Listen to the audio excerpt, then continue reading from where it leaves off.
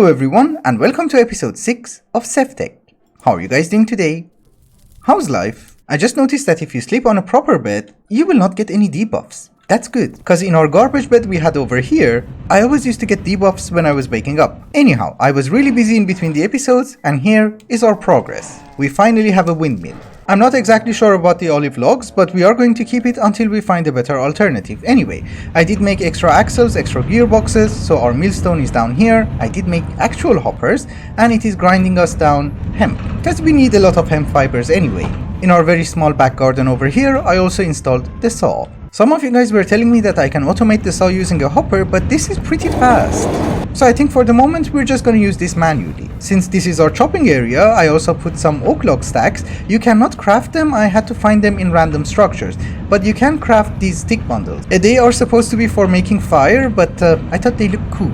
But our most important progress is the celestial crystal, which by some sheer luck I got it at a purity of 99%. And I did manage to increase the size to 900, so next time that it breaks, it should be 100. Oh, and just to clarify, it started at 99%, I did not do anything. And I forgot to mention that I did make a very small shack for Sugarcane, which is relatively convenient. After a few attempts, it seems that it has broken into two. One of them is 100% and the other one is 99%. And you might also notice that this part, which is 100%, is actually broken off from the one which is 99%. This is why the size is like 20. Anyway, before we go to the Twilight Forest, we need that sword. I also need to make more bread, and I thought I'd just come and pick salt from here. This is pink salt. It's nice. We are going to have fresh bread with mountain salt in the morning. Before we continue with today's episode, we might be able to do a few quality of life improvements. One of them is a liquid barrel. We just make 8. These liquid barrels from rustic function the same way as these oak barrels from primal core, but the difference is it's not going to require a lid, so I can just break it and take it away. Another thing that I don't mind doing is to try and make more iron backpacks. The reason that we did not manage to make more in the previous episode was that we ran out of sugarcane, and unfortunately we need a crazy amount of sugarcane in order to make blocks of wicker. These 4 blocks of wicker, which will give us only 4 wool, is 64 sugarcane. That's how expensive they are. This guy grows by like 60 or 70 with every bucket. It's going to take a while. I was hoping that we would be able to make 2 more, but unfortunately for the moment that's not gonna happen. We can make 1 more, of the golden one. Also, last episode we did manage to get the alchemical condenser from rustic, and we are supposed to make potions. The thing is, we're missing cohosh. We're also missing this mooncap mushroom, but I forgot where we can find them. But cohosh is literally everywhere. Yes, you don't have to correct me. That was not cohosh, that was horsetail. This is cohosh, and we should be able to make some potions of regeneration. Since we are also relatively rich, we can invest in a normal anvil. Because honestly speaking, I have no idea how to rename a backpack. This process of making the crystal is also taking a lot of time, so I was thinking we go to the Twilight Forest, start the progression, and then we will get the sword later on. But since we are going to go to the Twilight Forest, we need to make a few stuff. One of them is an arrowhead, and the other one is sharpening kits. We're going to need an iron arrowhead in order to make a compass, and if you have a compass, it will show us our coordinates. Because right now if you press F3, you cannot see your coordinates. So, 1 compass, which is an advancement. We also have our potions of speed, and here is potion of regeneration. These barrels are nice, they can hold 16 buckets. Generally speaking, I'm not a fan of that biome, so we're going to make our portal to the Twilight Forest on top of this mountain. Because I'm also not a fan of how the Twilight Forest portal looks, so if we put it up here, we will never see it. It's a win for everyone. So for those of you who don't know, the way that you make a Twilight Forest portal is that you make a 2x2 hole, you surround it with flowers, and you put water inside. Normally you would drop a diamond, but in this mod pack, we have to drop a star metal ingot. We should also take some extra food, just in case. I have also made 8 pieces of paper, so that when we go to the Twilight Forest, we can make the map. Also, I think you should be at maximum size, yes. So next time, that's gonna break. Or at least, that is the plan. I'm still waiting for it to load. It's actually not a horrible spawn because we have spawned next to a Lich King, so we need to find the Naga first and then deal with him. If we manage to get a torchberry as well, our lives will be so much easier. Why are you outside your cave? Go back in. We have also found our raven. And here is our map. According to the map, we are between 2 Nagas. Okay, one is over there. I would assume it's not a very bad idea to have a potion of speed, just in case. Did you not spawn, or I can't find you? Oh, you're there! And you don't do a crazy amount of damage, which is very good. you're just incredibly fast. One more hit. One more hit. No, actually 2 more hits. Yes. If we make an Naga scale armor, that will give us fire protection 3 and the protection of 7. This one is 6. Then I think we should also get rid of this one as well so that we can make a chest plate. This one is feisty. I did tell you that with iron armor, this is going to be a pain. But it's done. Oh, we're also very close to an enchanted forest. That's nice. It means that we don't have to look for it. Where is the door? So the loot is not the best. I thought this is fruit and it's food. It gives you poisoning. I was wondering how the ore spawn is going to work in the Twilight Forest. It seems that we get the clusters. Okay, we are in the Leech Tower. And it's very welcoming. We got a free book. We can also steal the art and use it for our own. Honestly, I have no idea if I'm doing a really garbage job or it's actually difficult to climb those stairs, because it is painfully slow. Another very important point is that I'm not sure if we are ready for this fight or not. But we're gonna YOLO. Where did you go? Oh, you're down there. Why? We have to reflect the projectiles towards him, but he's not firing the projectiles, and that is the problem. I mean, he's firing the projectiles, but they're missing all the time. Oh, why do you have to get stuck? I thought if we go outside he will follow me, but unfortunately he's not. Only the minions are following me. So we have to do it here. This has been the worst Lich King fight that I have ever had. He keeps teleporting to random locations and I cannot find him. Okay, 2 shields down, 4 to go. 3 shields down, 4 shields down. Yes! He's out. He's almost dead. 2 more hits. Yes! We're done. Yeah, it seems that we can jump down from here. We're going to go home, get some better gear, get some more potions, and come back. We got rid of the Naga, we got rid of the Lich King, and now we have to look for the Minotaur. And for some reason, he's very difficult to find. Oh, it's over there. If one day one of you guys decides to make a mod pack, please do not include better foliage with the Twilight Forest, because it's going to be incredibly laggy. Do we know what iron bars are? Okay, good. In hindsight, I should have made one of these, but it's okay, we can use vines. Oh, and by the way, I did make the Naga tunic and we have fire resistance. It's not the best, but it's not the worst. Holy, they do tons of damage. Do you see that string over there? We're gonna break it and run. So that's not how you disable it. Oh, we have found a way down. I think the sooner we go down, the safer we are. Because life up there was not getting any better. Not that down here is amazing. They drop slimes. Life will be great, but they're not. Oh no, they do. We just don't have looting. It's a good thing that we have regen because unfortunately I'm not healing up fast enough. Oh, bat meat. Nice. And the map focus. That's also nice. I was going to say that we have to be very careful with torches, but thankfully we have found some. There should be 1 spawner. Okay, we get rid of this one. The loot over here is not bad. Steel leaf pick. Nice. He dropped prismarine. What? Disabling this one did not work, so we're just gonna open the chest and hope for the best. The iron bar fell on the string.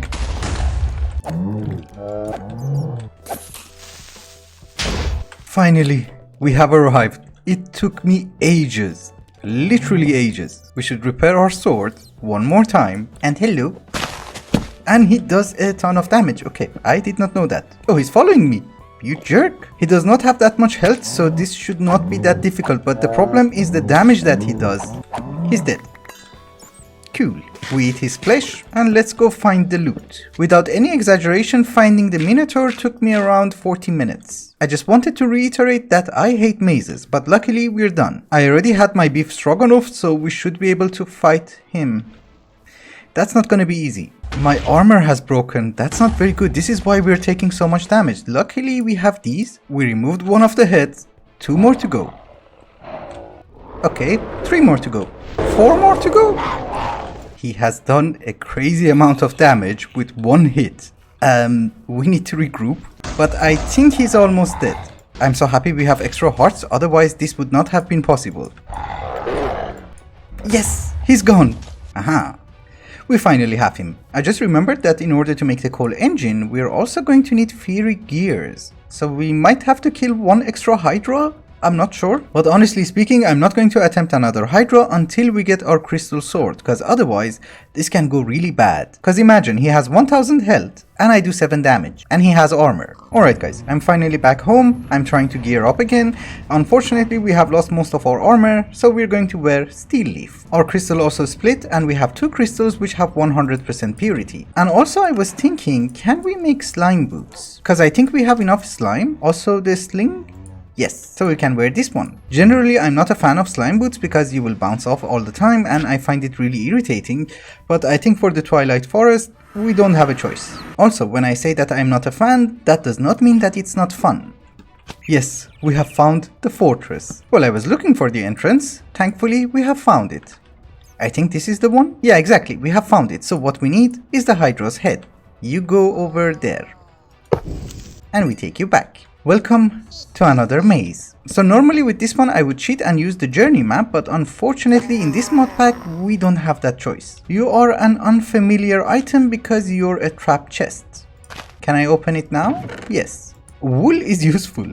We're gonna take it. So I'm not gonna bore you to death. I'm just going to go and try to find the phantoms and then I'll bring you right back, and this is not a very good situation. Oh, I could have stolen anvil from here. I think I have found the room and instead of obsidian it is covered by basalt. Interesting. I did not think this through. Can we go in? This is taking a while and the reason for that is very simple. I don't want to get caught off guard and in the center.